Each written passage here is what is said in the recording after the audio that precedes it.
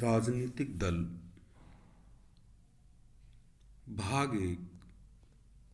मैं Kaushal Kumar Sen, assistant professor political science, Babu Shobharam Government Arts College Alwar.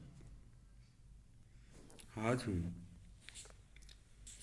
BA part first के प्रश्न पत्र राजनीति विज्ञान के मूलाधार के अंतर्गत राजनीतिक दल नामक अध्याय का अध्ययन करेंगे।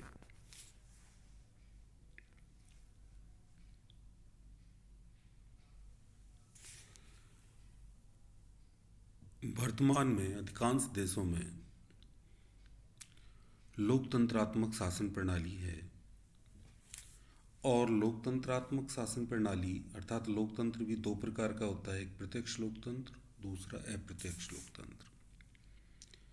प्रत्यक्ष लोकतंत्र में जनता स्वयं शासन में भाग लेती है, जबकि वर्तमान के बड़े विशाल राज्यों में प्रत्यक्ष लोकतंत्र संभव नहीं है। अतः लोकतंत्र के दूसरे रूप अप्रत्यक्ष लोकतंत्र, जिसको प्रतिनिधि लोकतंत्र कहा जाता है, को अपनाया गया है। इसमें जनता अपने प्रतिनिधियों के माध्यम से शासन में भाग लेती है। अतः अप्रत्यक्ष लोकतंत्र में राजनीतिक दलों का होना बहुत जरूरी है, क्योंकि दल प्रणाली के बिना लोकतंत्रात्मक शासन प्रणाली कार्य नहीं कर सकती है। शासन का चाहे संसदीय रूप हो या अध्यक्षात्मक, दल प्रणाली के अभाव में उसका क्रियान्वयन असंभव है। किसी भी शासन में हजारों लोग राज्य की समस्याओं पर सोचते हैं, किंतु जब तक उनके विचारों और दृष्टिकोणों को दलीय आवरण द्वारा व्यवस्थित और क्रमबद्ध नहीं किया जाता है, तब तक शासन निष्क्रिय ही बना रहेगा। वस्तुतः राजनीतिक दल राजनीतिक प्रक्रिया को जोड़ने, सरल करने तथा स्थिर बनाने का कार्य करते हैं। इस प्रकार राजनीतिक दल महत्वपूर्ण भूमिका लोकतंत्रात्मक शासन प्रणाली में निभाते हैं। वो क्योंकि राजनीतिक दल किसी भी एक विचारधारा पर आधारित होते हैं और लोग अर्थात उस राज्य की जनता उस विचारधारा से जुड़ती है, अर्थात उन राजनीतिक दलों से जुड़ती है, और राजनीतिक दल उनके जो जनता का दलीय जो दृष्टिकोण है, विचार हैं, उनको अपने एजेंडे में रखते हैं और इस आधार पर चुनाव लड़ते हैं, मत प्राप्त करते हैं और सरकार का निर्माण करते हैं। राजनीतिक दलों का अर्थ एवं परिभाषा। साधारण अर्थ में राजनीतिक दल नागरिकों का एक ऐसा राजनीतिक संगठन होता है जिसमें विचारधारा की एकता पाई जाती है। इसका उद्देश्य शासन सत्ता पर अधिकार प्राप्त करके अपनी विचारधारा के अनुसार शासन कार्य करना होता है। राजनीतिक दलों का अंतिम उद्देश्य शासन सत्ता पर अधिकार करना होता है और इसके लिए वो लोगों के सामने अपनी विचारधारा को रखते हैं, लोग उस विचारधारा से जुड़ते हैं, उनको मत देते हैं और इस प्रकार अपने उद्देश्य में सफल होते हैं।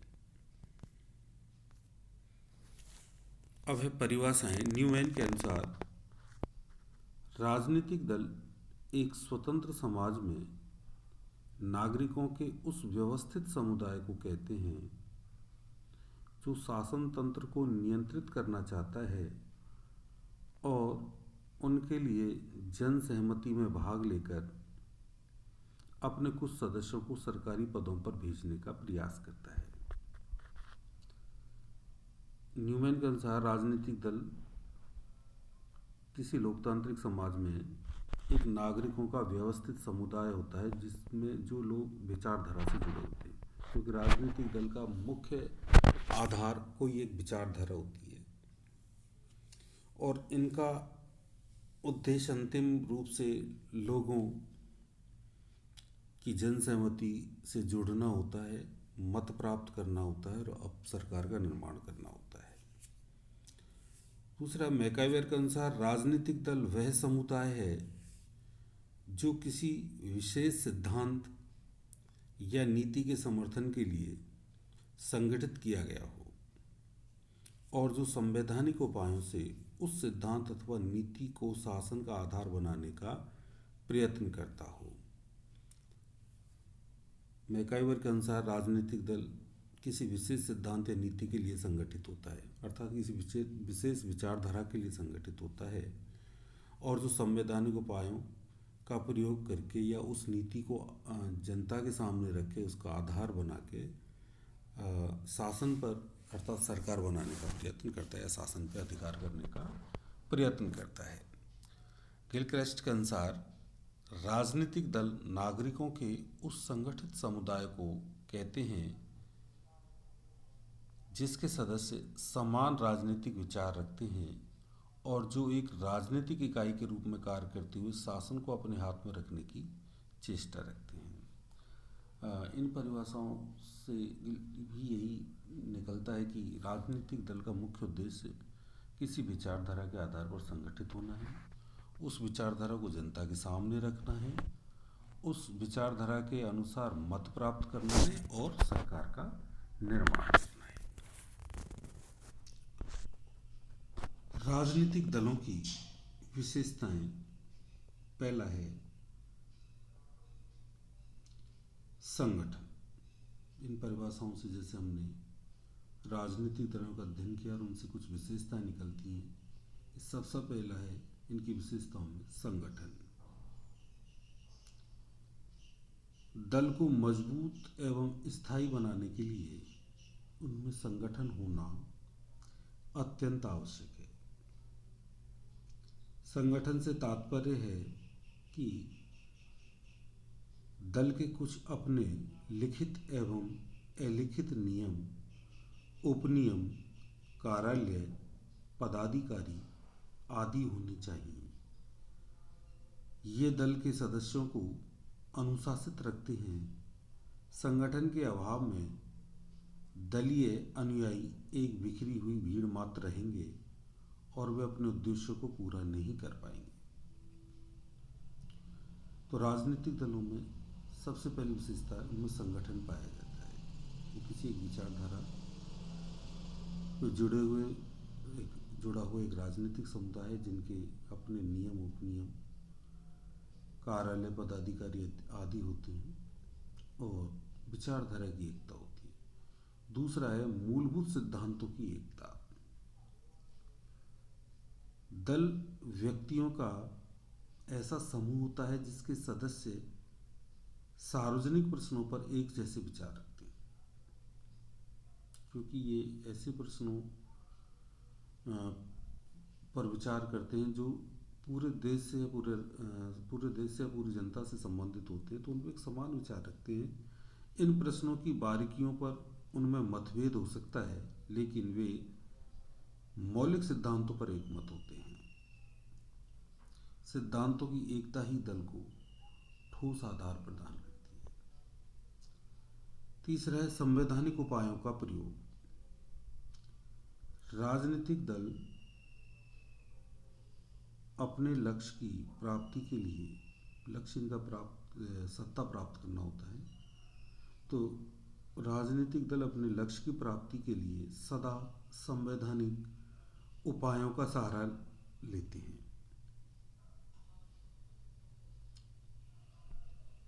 चौथा है राष्ट्र हित की वृद्धि। राजनीतिक दल एक ऐसा समुदाय है जो उच्च आदर्शों से अनुप्रमाणित होता है और जिसके कार्यक्रमों और नीतियों का देशव्यापी आधार होता है। क्षेत्रीय अथवा सांप्रदायिक नहीं, उसे किसी विशेष जाति, धर्म, संप्रदाय या वर्ग के हित की अपेक्षा राष्ट्र हित की अभिवृद्धि हेतु चेष्टा करनी चाहिए।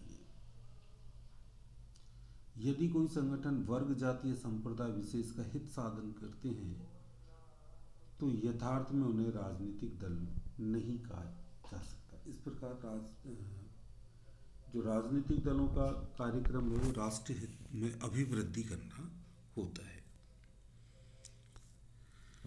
राजनीतिक दलों की उत्पत्ति अथवा निर्माण के आधार, पहला है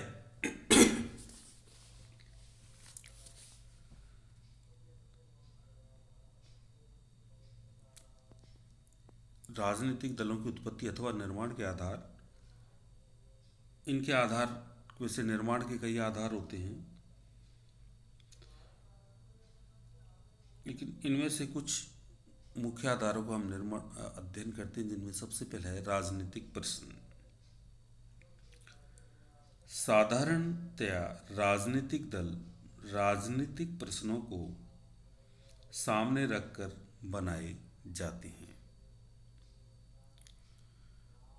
प्रत्येक देश के सम्मुख अनेक राजनीतिक समस्याएं होती हैं। इन समस्याओं के विषय में लोगों के दृष्टिकोण भिन्न भिन्न होते हैं।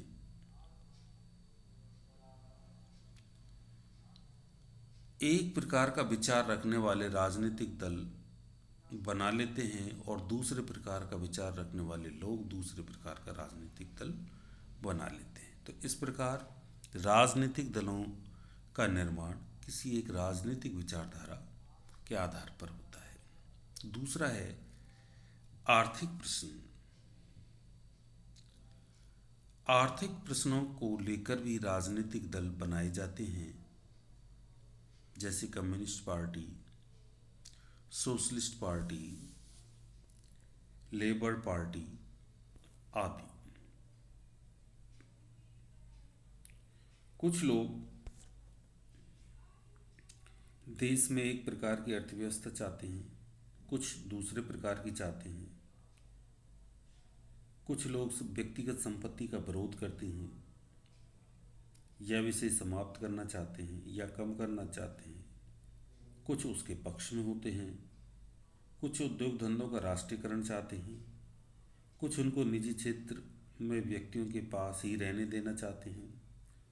राजनीतिक दलों के पास उनके अलग अलग कार्यक्रम, आर्थिक कार्यक्रम होते हैं, जिनको वे जनता के सम्मुख उपस्थित करते हैं और जिनके आधार पर वे चुनाव लड़ते हैं। इस प्रकार आर्थिक आधार पर भी राजनीतिक दलों का संगठन बनता है। तीसरा है सामाजिक प्रश्न। कुछ राजनीतिक दल सामाजिक समस्याओं के समाधान के लिए भी बनाए जाते हैं। हर देश में कुछ सामाजिक प्रश्न होते हैं।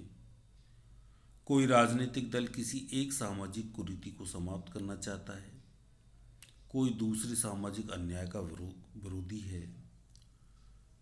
उदाहरण के लिए भारतवर्ष में अखिल भारतीय दलित वर्ग संघ का निर्माण दलित वर्ग के लोगों के अधिकारों के लिए संघर्ष करने के लिए किया गया था। तो इस प्रकार सामाजिक समस्याओं का निवारण करने के लिए भी राजनीतिक दलों का निर्माण होता है। चौथा है धार्मिक आधार। कुछ देशों में धर्म और संस्कृति को आधार बनाकर राजनीतिक दल बनाए जाते हैं। इस प्रकार राजनीतिक दलों के ये उत्पत्ति या निर्माण के आधार थे कि राजनीतिक, आर्थिक, सामाजिक और धार्मिक प्रश्नों के आधार पर राजनीतिक दलों का निर्माण होता है। राजनीतिक दलों के कार्य, पहला है सार्वजनिक नीतियों का निर्धारण। राजनीतिक दल जनता का समर्थन प्राप्त करने के लिए अपनी नीतियों और योजनाओं का जोरदार प्रचार करते हैं। वे राजनीतिक, आर्थिक एवं सामाजिक समस्याओं के विभिन्न पहलुओं से जनता को परिचित कराते हैं। दूसरा है शासन का संचालन। राजनीतिक दल चुनावों में बहुमत प्राप्त करके सरकार का निर्माण करते हैं। अपने दल में से ही मंत्री नियुक्त करते हैं तथा विभिन्न विधियों से अपने चुनाव घोषणा पत्र के वायदों को पूरा करने का प्रयास करते हैं। तीसरा है शासन की आलोचना। यदि निर्वाचन में किसी दल को बहुमत प्राप्त न हो तो वह प्रतिपक्ष के रूप में संसद में महत्वपूर्ण भूमिका का निर्वहन करते हैं। विपक्ष के रूप में उनका यह कर्तव्य हो जाता है कि वे शासन को सचेत रखें, सरकार की रचनात्मक आलोचना करके वैकल्पिक नीतियां प्रस्तुत करे। विपक्षी दल शासन की कमजोरियों को जनता के सामने रखकर उनके विरुद्ध लोकमत तैयार करते हैं। चौथा है चुनावों का संचालन। राजनीतिक दलों से ही चुनावों की सार्थकता प्रकट होती है। वे चुनाव के समय अपने चुनाव घोषणा पत्र तैयार करते हैं, उनका प्रचार करते हैं, प्रत्याशियों को खड़ा करने तथा हर तरीके से चुनाव जीतने का प्रयत्न करते हैं। पांचवा है लोकमत का निर्माण। यदि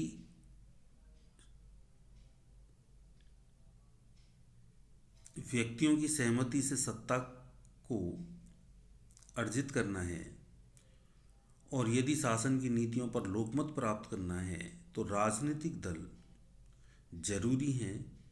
इनकी अनुपस्थिति में जन समुदाय एक दिशाहीन भीड़ के अतिरिक्त और कुछ नहीं होगा। लॉर्ड ब्राइस ने कहा है कि लोकमत को प्रशिक्षित करने, उसके निर्माण और अभिव्यक्ति में राजनीतिक दलों के द्वारा अत्यधिक महत्वपूर्ण कार्य किया जाता है।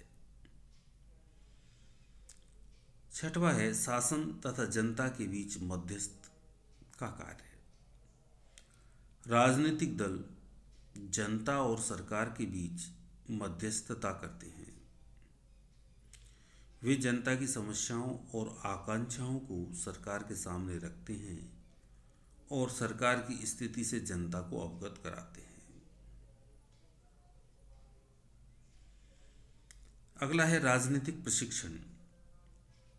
राजनीतिक दलों के प्रचार से नागरिकों को राजनीतिक शिक्षा मिलती है। उन्हें समस्याओं के विभिन्न पहलुओं का पता लगता है। हर प्रकार से नागरिकों में राजनीतिक चेतना जागृत होती है। अगला है सामाजिक और सांस्कृतिक कार्य।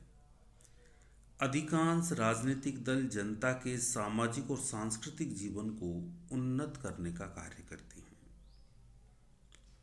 स्वाधीनता आंदोलन के युग में कांग्रेस ने हरिजन कल्याण तथा स्त्री उद्धार संबंधी बहुत से कार्य किए थे। अगला है दलीय कार्य। प्रत्येक राजनीतिक दल कतिपय दल संबंधी कार्य करता है। मतदाताओं को दल का सदस्य बनाता है, सार्वजनिक सभाओं का आयोजन करता है, दल के लिए चंदा इकट्ठा करता है आदि। इस प्रकार ये राजनीतिक दलों के कार्य हैं जो शासन की नीतियों,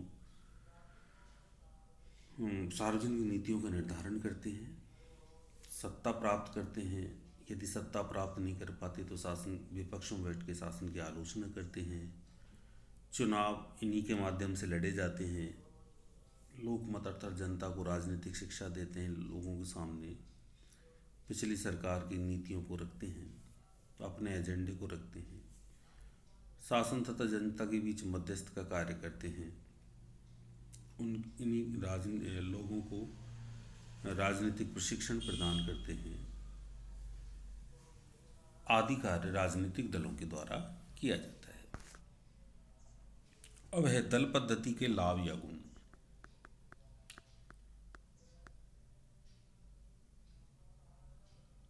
दल प्रणाली के कुछ लाभ हैं। पहला, राजनीतिक कारण।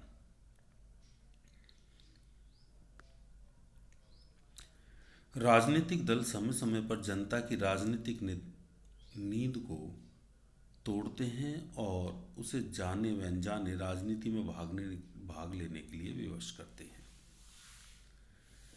निर्वाचनों के समय वे राजनीति के बहुत से पहलुओं पर जनता का ध्यान आकर्षित करते हैं और जनसाधारण भी उन विषयों से परिचित हो जाता है।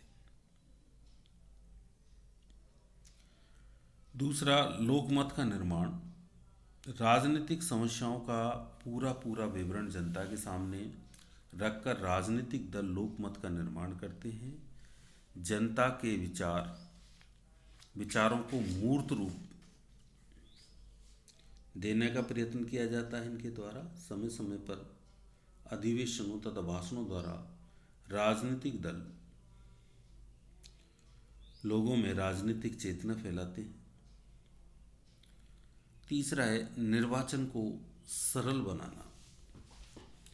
लोकतंत्रीय व्यवस्था में स्थानीय निकायों से लेकर केंद्रीय निकायों तक निरंतर कहीं ना कहीं निर्वाचन होते रहते हैं और निर्वाचनों को नियंत्रित एवं प्रभावित करने का दायित्व राजनीतिक दलों का ही है।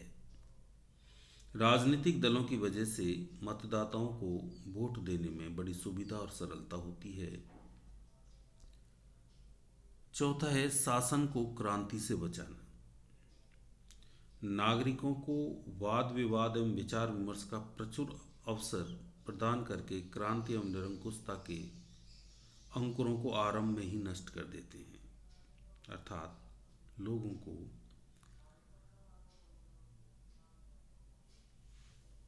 सही दिशा देने का कार्य करते हैं।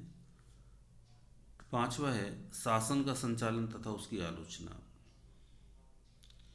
राजनीतिक दल प्रतिनिधि लोकतंत्र अर्थात अप्रत्यक्ष लोकतंत्र का मार्ग प्रशस्त करके विधानमंडल में बहुमत प्रदान करके शासन में स्थायित्व प्रदान करते हैं। सरकारी नीतियों का स्वस्थ एवं रचनात्मक विरोध करके वे प्रतिनिधि शासन को परिमार्जित करते हैं। शासन की निरंकुशता पर प्रतिबंध। राजनीतिक दलों के अस्तित्व के कारण संसद में सुसंगठित विरोधी दल भी रहता है। विरोधी दल सरकार की गतिविधियों पर नियंत्रण रखता है। विरोधी दल सरकार की गलतियों के विरुद्ध आवाज उठाते हैं। कई बार विरोधी दल सरकार के विरुद्ध देशव्यापी आंदोलन छेड़ देते हैं और उसे लोकमत के आगे झुकने के लिए बाध्य करते हैं। अगला, शासन के विभिन्न अंगों में सामंजस्य स्थापित करना। राजनीतिक दल शासन के विभिन्न अंगों में सामंजस्य स्थापित करते हैं। अध्यक्षात्मक शासन प्रणाली में जहां शक्ति विभाजन का सिद्धांत व्यवहार में पाया जाता है, राजनीतिक दल विशेष रूप से कार्यपालिका और व्यवस्थापिका को एक सूत्र में बांधने का महत्वपूर्ण कार्य करते हैं। संसदीय शासन प्रणाली में भी दल व्यवस्थापिका तथा कार्यपालिका के बीच कड़ी का काम करते हैं और वे उन्हें एक दूसरे से जोड़ते हैं। इस प्रकार ये दल प्रणाली के गुण हुए। अब है दल पद्धति के दोष। राजनीतिक दलों के लाभों की विवेचना से यह निष्कर्ष नहीं निकाला जा सकता कि हम राजनीतिक दलों द्वारा राजनीति को कलुषित बनाने वाले कार्यों को से बेखबर हैं। वस्तुतः यहाँ राजनीतिक दलों की उपयोगिता है, वहाँ उनके दोष भी हैं। पहला दोष है जनता में द्वेष एवं कटुता पैदा करना। राजनीतिक दलों के कारण जनता में द्वेष एवं कटुता की भावना उत्पन्न होती है। वे जनजीवन में बेईमानी, असत्य, भ्रष्टाचार, अवसरवादिता एवं अन्य बुराइयां फैलाते हैं। निर्वाचनों के समय वे नैतिक मूल्यों को पूर्णतः भुलाकर मिथ्या प्रचार भी करते हैं तथा जनता को गुमराह भी करते हैं। तो इस प्रकार राजनीतिक दलों द्वारा राजनीतिक शिक्षा भी दी जाती है, तो राजनीतिक दलों द्वारा मिथ्या प्रचार भी किया जाता है। दूसरा है देश की एकता पर आघात।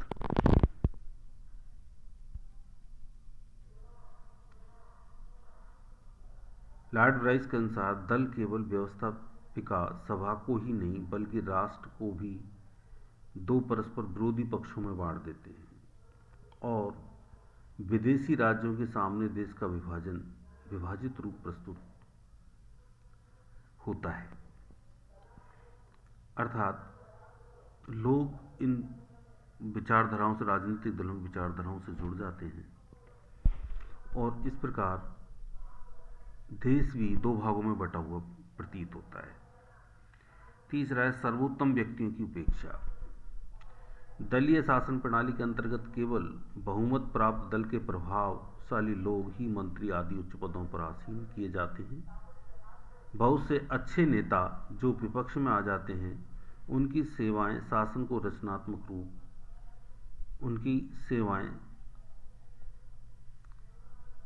को रचनात्मक रूप से नहीं मिल पाती। अनेक बार श्रेष्ठ नेता दलीय दलदल में फंसना नहीं चाहते और साधारण तथा सस्ते नेता नेतृत्व संभालने का अवसर पा जाते हैं। इस प्रकार दलबंदी के फलस्वरूप किसी भी देश को वहां के योग्य एवं प्रतिभाशाली व्यक्तियों की सेवाओं से वंचित रहना पड़ता है। अगला है विरोध के लिए विरोध।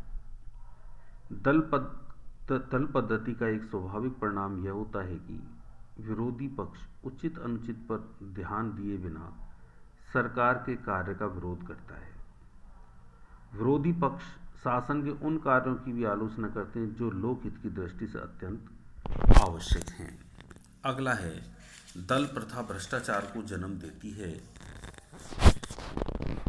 दलबंदी से समाज में भ्रष्टाचार फैलता है। निर्वाचन में येन केन प्रकार अपने उम्मीदवारों को विजयी बनाने के लिए दल हर प्रकार के भ्रष्ट तरीकों का सहारा लेते हैं। व्यक्तिक स्वतंत्रता का हानि। दल व्यवस्था में पाए जाने वाला अनुशासन व्यक्ति की आत्मा तथा अंतःकरण की स्वतंत्रता को सीमित करता है।